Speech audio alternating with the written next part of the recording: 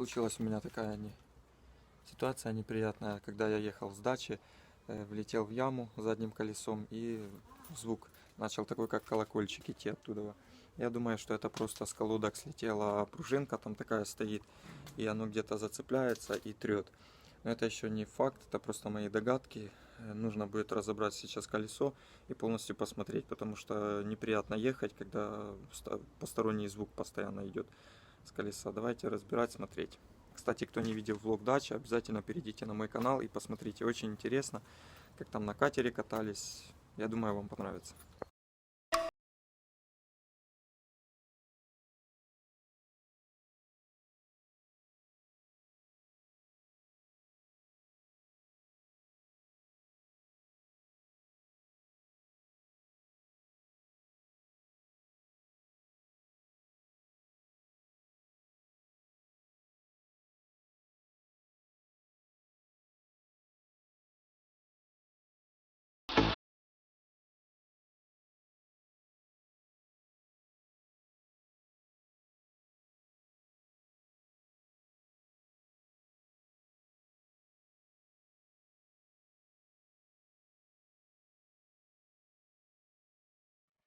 Значит, проблема была вот в чем. Вот эта вот планка верхняя, она спала, вот там вот есть такой ограничитель, и лежала на вот этом вот вале, или как он правильно называется.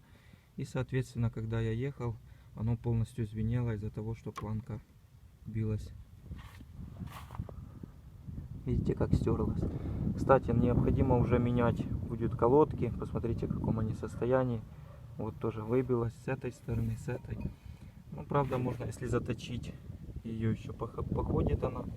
Я думаю, необходимо будет менять. С этой стороны и с той стороны тоже. Они уже отходили свое. Вот в чем проблема, собственно, и была. То есть я взял такую вот арматурину, подтянул ее и ставил на исходное место. Как и с этой стороны, видите, он за планку держится, так и здесь.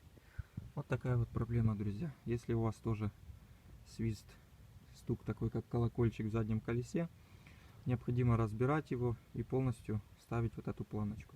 Также смотрел видео, была у мужика история похожая, что планка эта полностью перебилась на две части, то есть она проржавела и тоже так болталась.